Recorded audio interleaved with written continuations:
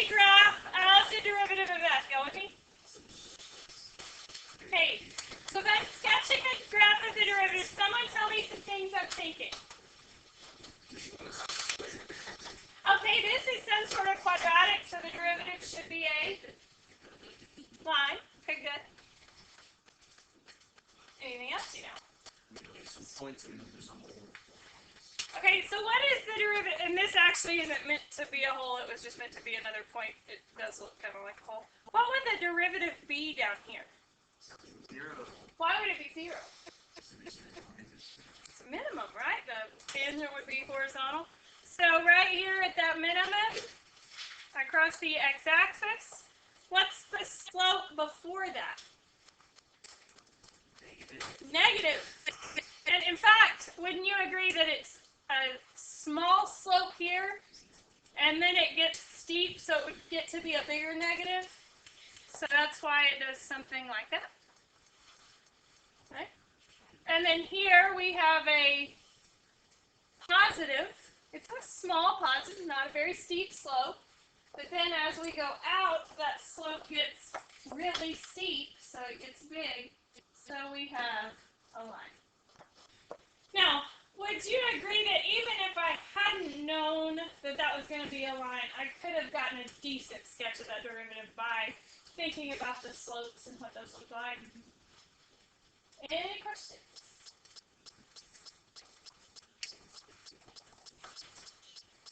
Okay.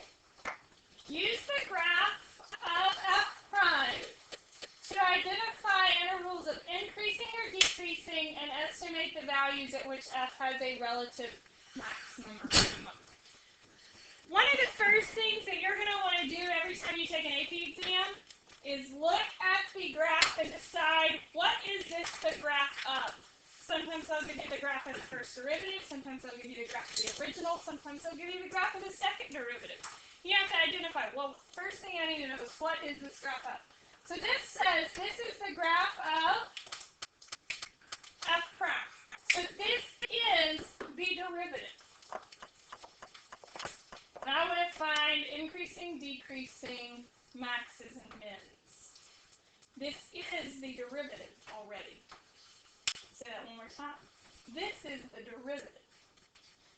So if I am looking for when the original function was increasing and decreasing, what do I look for in the first derivative? Where it's positive or negative and 0. And you might even draw a sign chart of the first derivative. Probably eventually unnecessary, but we'll do it just for fun. When is the first derivative equal to 0? 2 and 8. Remember, this is the derivative. When is it 0? Here and here. Right? Does everyone see that? Because this is not the function. This is the derivative. Before 2, is it positive or negative?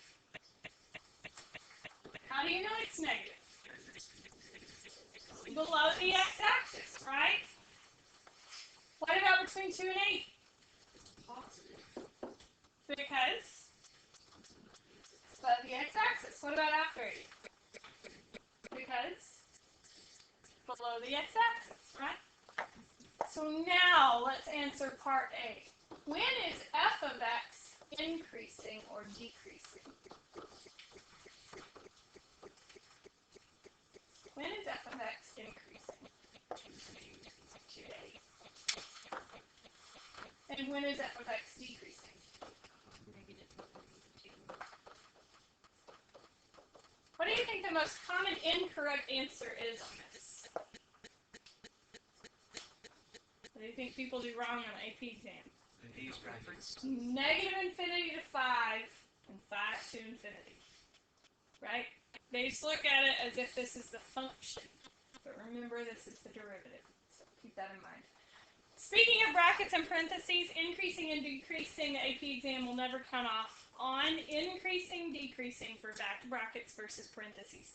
There's actually quite the controversy in the math world whether those are brackets or parentheses.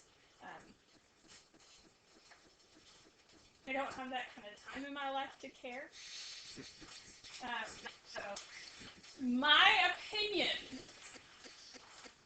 is that there are always parentheses because at the turnaround point the derivative is 0, so you can neither be increasing nor decreasing. But there are a lot of people in the math world who have very good arguments on why I am wrong. But the AP exam knows that there's controversy and takes either one. Probably more than you care to know about the math world. But, so, if you ever see brackets versus parentheses on increasing and decreasing, we just don't care. Either way. Part B. Estimate the values of x at which f has a relative maximum or minimum. This is where the sign chart really comes in handy. Right? If I'm crossing the x-axis from negative to positive on the derivative, that means my original function had a minimum. Again, you will come to a place in your life where this is completely unnecessary for you to draw. But right now, it's really helpful, isn't it, to see that minimum happen? So at x equals 2, we have a relative min. And at x equals 8, we have a relative max. Why do you think that we didn't actually have to find a y value? Didn't ask us to, and I can't. So I don't know what the function is. I can't find that y value. I have no way to do that. Any questions about that? Okay, so that's the first one. You try the second one. Remember, this is the first derivative.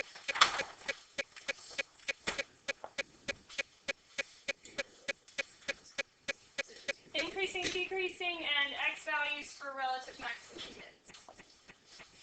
Where is the pi day sign up?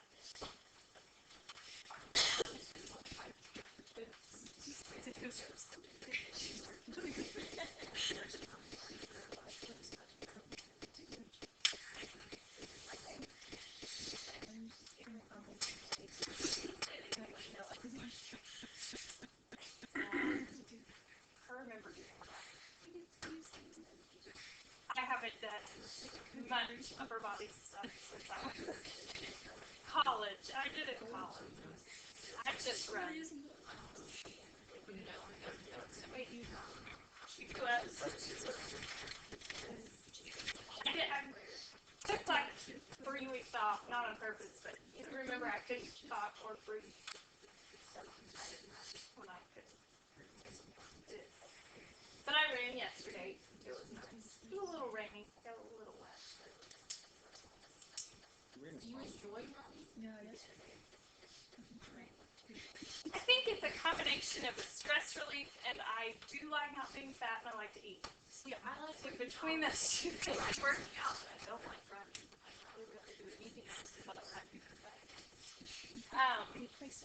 like I think it's like a stress relief. Like when I've had a frustrating day, going through it. Like the more frustrating the day I've had, the faster I run.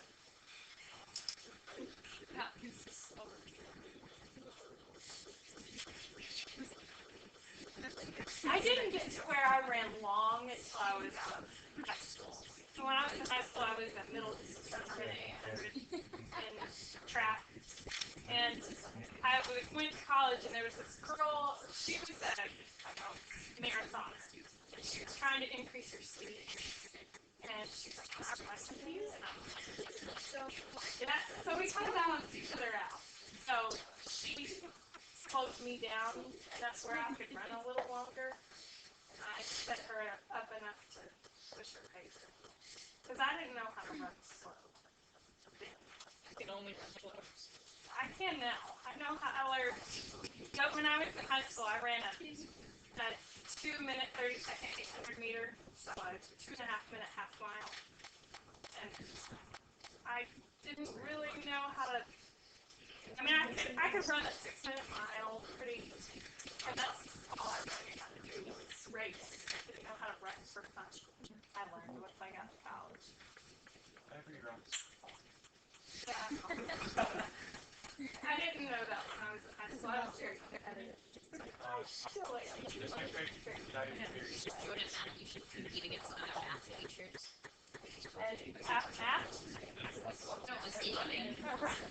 win. Ouch. Oh yeah, he'd probably beat me. I've never ran with him, but I imagine. I used to be a running coach. I coached cross country in Owasso. Long time ago. Do what?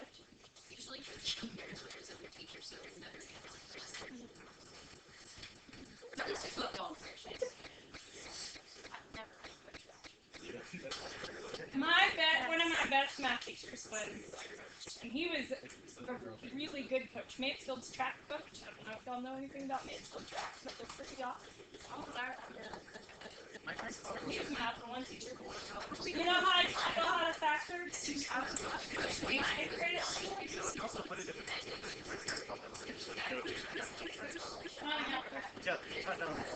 He was fun.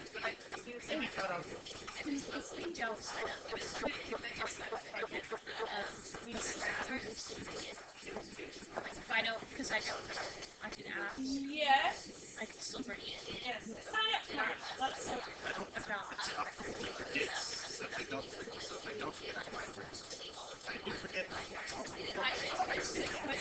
Okay.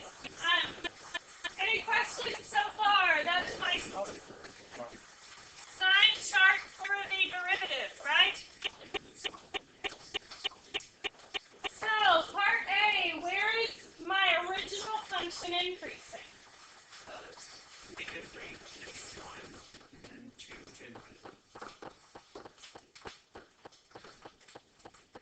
And where is it decreasing?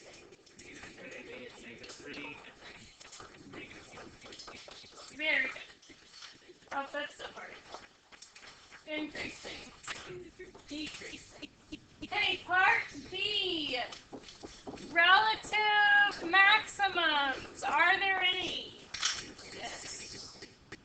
Increasing to decreasing, right? So where does that happen at? And what about relative minimums? Good. Any questions about that problem?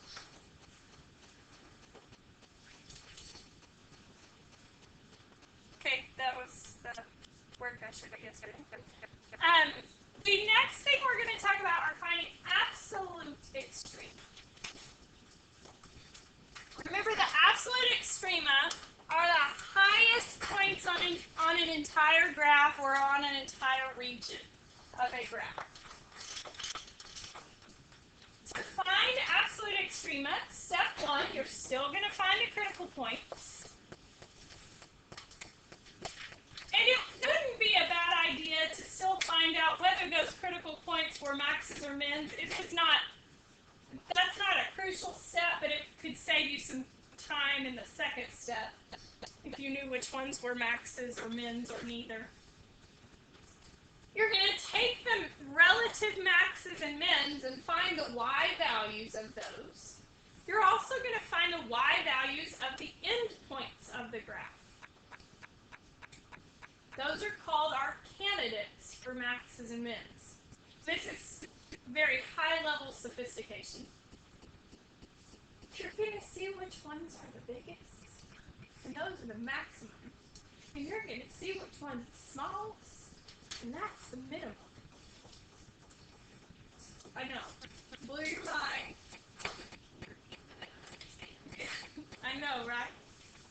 So, a little lacking in the sophistication area, but that's how you find absolute maxes and absolute mins. You identify where they could be and check those points for the biggest value and the smallest value. It's called a candidate set. Again, occasionally you'll want to limit your step one to the critical points that are actually relative maximums or are actually relative minimums, especially if you're only looking for the absolute max, only looking for the absolute min. But you could just test every critical point and every endpoint biggest seems small. So, find the absolute extrema of x to the fourth minus 2x squared plus 3 on the interval negative 2, 3.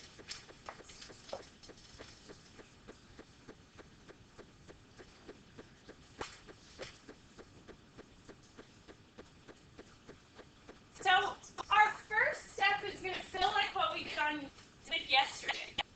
We're going to identify the critical points where we could have relative maxes and mins. And how do I do that? Find the first derivative.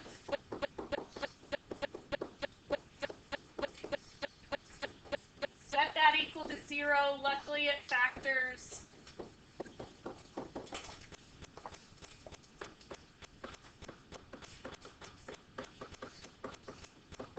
So I identify my critical points as 0, -1, and 1. The other thing I want to take into account is that I'm only looking for the maximum from the points -2 to 3. So if there are any extra values that aren't between -2 and 3, ignore them, because they can't be where the maximum happens on -2 to 3 if it's not between -2 and 3. Really cold. Then will you go to that temperature back there and get it up just a little bit?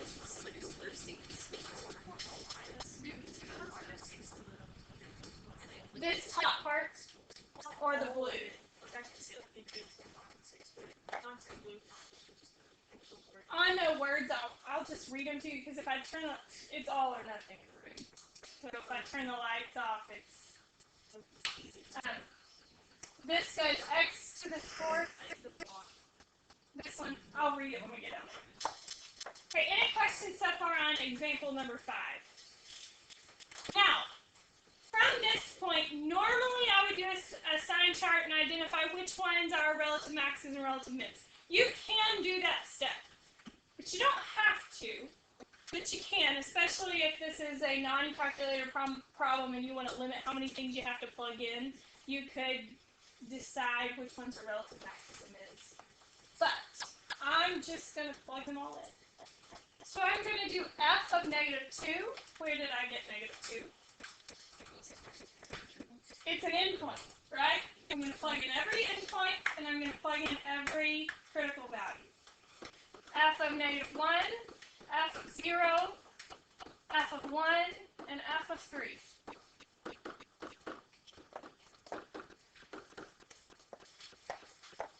If I plug in -2, and this could be non-calculator, it could take us a while if it is non-calculator. -2 to the fourth power, does anyone know what -2 to the fourth power is?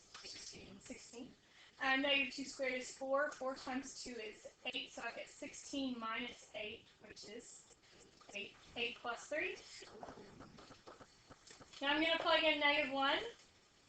-1 to the fourth is 1.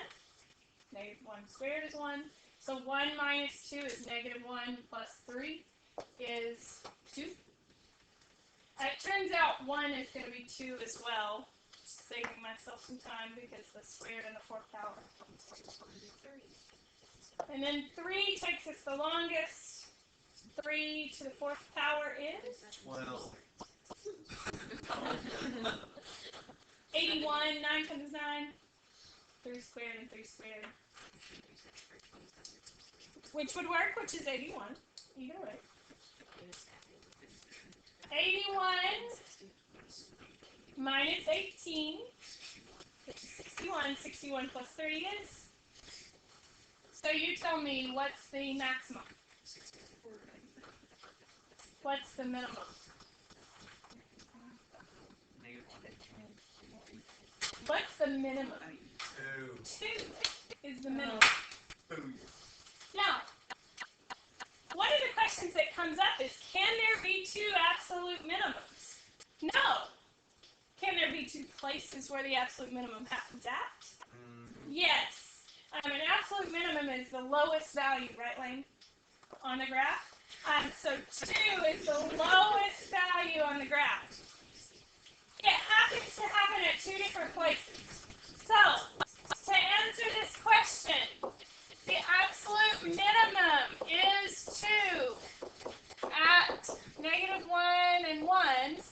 The absolute max is 64 at 3. That's the highest point on that piece of the graph and the lowest point on that piece of the graph. Any questions about it? You want us to write all of our I would recommend it. It will save you, because a lot of times they'll say, what is the absolute maximum value? And you better answer with the 2.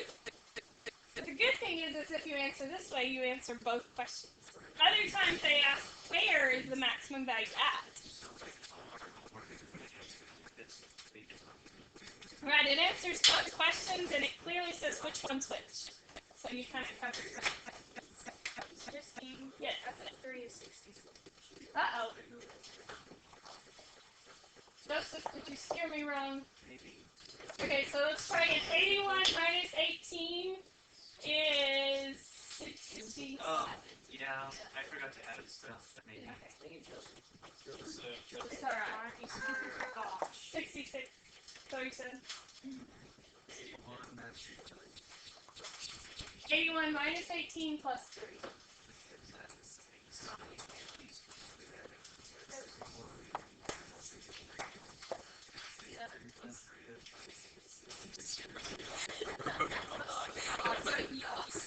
Any questions about that?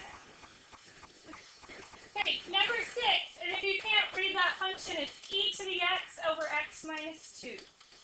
E to the x over x minus 2.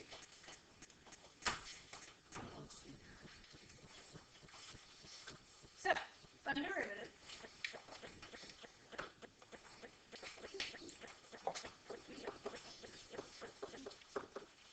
Low d high minus high d low over low squared. Any questions so far? On the top, you could factor out an e to the x.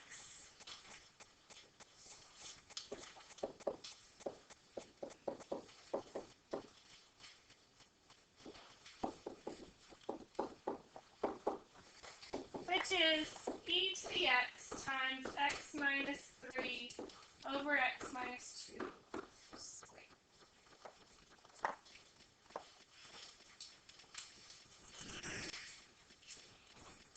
This one's a tough one, for a couple of reasons.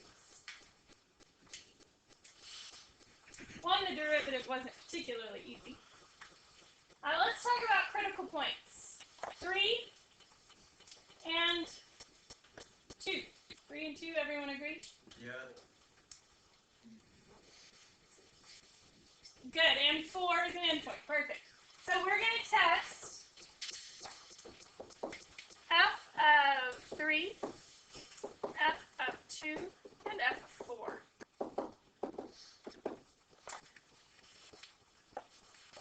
If I plug in f of 3, I get e cubed over 1. Where am I plugging these into? If I plug in 2, what do I get?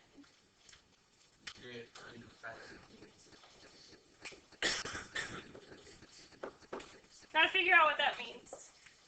And then I plug in f of 4, and I get e to the 4th over 2.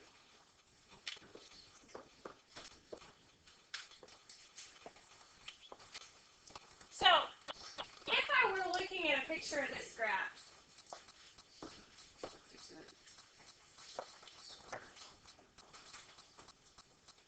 no, the original. Oh, the original. You're fine. 2 is an undefined value. In fact, would you agree 2 is a vertical asymptote? If 2 is a vertical asymptote, what does that mean? As x approaches approaches 2 from the right, it either goes to infinity or negative infinity. Well, let's find out which one it does. If I go back up and look, as x approaches 2 from the right, what's a number to the right of 2? Closer to 2, but yes. 2.0001. Okay. Would you agree I get a positive teeny tiny number on the bottom and a big number divided by a teeny tiny number is a positive really big number? Yep. So mental note, you don't have to write this down, but the limit as x approaches 2 from the right of f of x is infinity. What does that mean for absolute maximum? There's not one.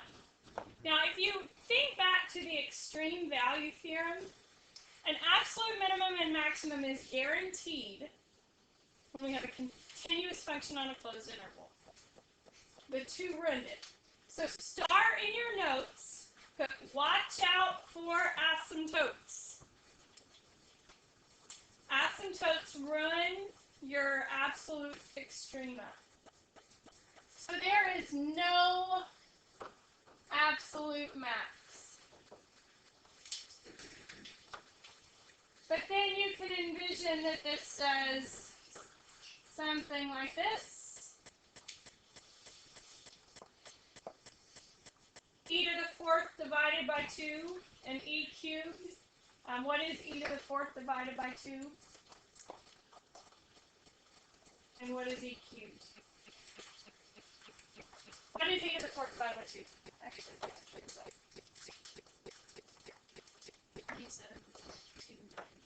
okay, and what's e cubed? 20.086. So it's something like this. Everyone agree? So this is 27. 37. Something. 0.29. And this one was 22. That was usually 20. So what is my absolute minimum? Good. Absolute minimum is e cubed at 3. No. I could do that in my head. I need to share with you how you could do that in your head. Just in case it ever comes up on a non-calculator exam. Does anyone know what E approximately is? 2.1. 2.6 something. I got 2.7. 2. It's 2.7. 2.7. So 2.7 cubed. Okay. This is 2.7 to the 4th divided by 2. Wouldn't you agree this would be bigger? Because you're only dividing by 2, and that one's got an extra. It's got an extra 2.7 in it. So just mental note. That's how I was able to. You heard me say that before you told me to answer in your calculator. Oh, it turns it back up. So mental note that. Any questions about this one? So the hardest thing about absolute min and max is when there's not one. Watch out for vertical asymptotes or any discontinuity. Be careful about discontinuity. Any questions about this? Find the absolute extrema of the function on the closed interval. Let me see if this one's even worth our time. 2x minus 2. Let's get that one. Go to the bottom.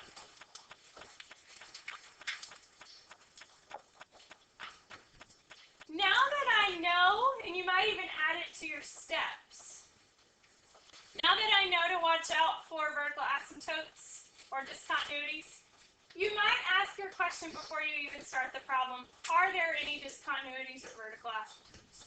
On this one, are there any?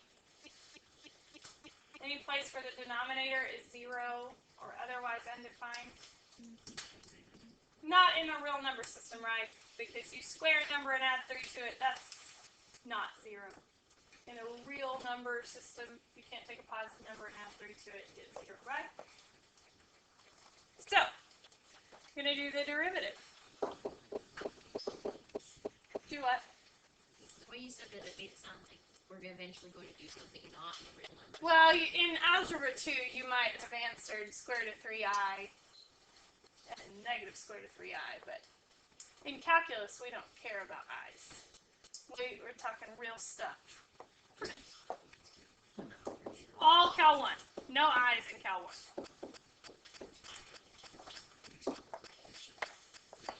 Low D or Cal 2. Low D high minus high D low over low squared.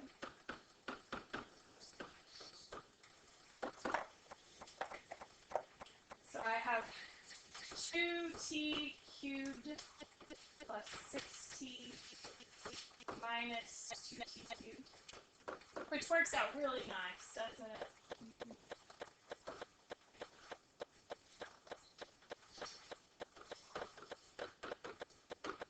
So what is my only critical value? 0. 6t equals 0 when t is 0. So I'm going to test g of -1. And quick mental note, always check, is 0 between -1 and 1? It is. So g of -1, g of 0, and g of 1. G of -1 is 1/4. G of 0 is 0. And g of 1 is 1/4. So what is my maximum? 1/4. What is my minimum? 0.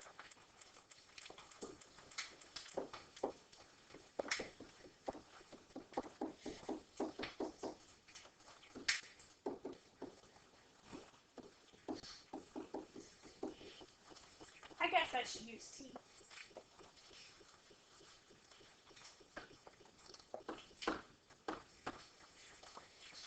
Any questions about that one? Not too bad today. One hard thing is watch out for asymptotes.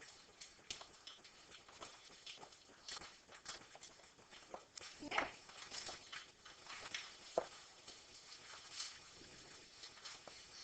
I have an interesting AP problem. Give you a minute, see if you can do it. I'm going to pause the video so you can think. Okay, so without justification, just for a moment, can f of 7 be 32? No. Everyone agrees f of 7 cannot be 32. Now we've got to talk about why. Anytime you read the word justify, proceed with caution. It is a very strong word. It is equivalent to the word prove. You have to cross your T's and dot your I's, and everything needs to be mathematically perfect. So, justify is a tough question. Anytime you hear that word on AP packets, know that it's tough. So, this question will get easier to justify in a couple of days because there's a theorem we don't know yet that we're going to essentially have to explain our way through here. But you'll kind of get a glimpse of it. So the answer is no. Why not? The secant slope will be greater than the tangent slope. Good. The average rate of change.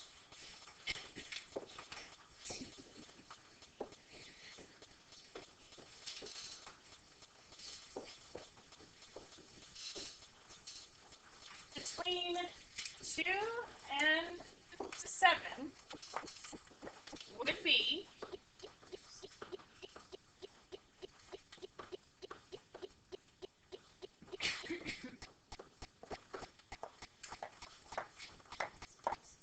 good so far. Everyone see what I'm doing? Y2 minus y1 over x2 minus x1. That is not a derivative. That's like, right, you did this way before you learned derivatives. This is an average rate of change. And what would you get? 5.2? You could leave that as a fraction if you wanted to. That is definitely greater than 3. Correct?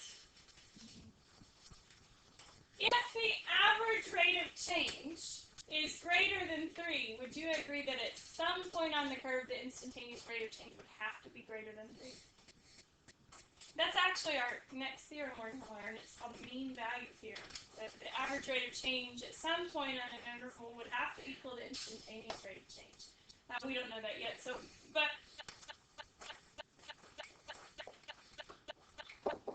if the average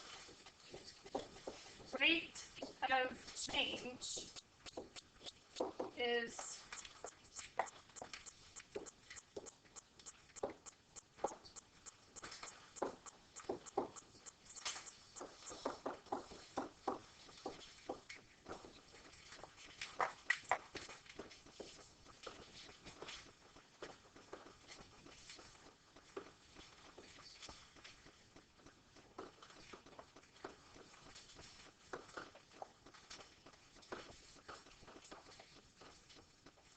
what was it, 2 and 7? So, if the average rate of change is greater than 3, then the instantaneous rate of change might have to be greater than 3 for some point between 2 and 7. If you're gonna, that would be like in this class, averaging a 90 on the test. Someone had to make over 90, right? Or at least a 90 to do that. Otherwise, you can't do an average of 90, right? Any questions about this one? Okay, I'm going to pass out your tests and some test corrections forms. Test corrections will be due the Wednesday after spring break. A week from today. My recommendation is that you go ahead and get them done tomorrow.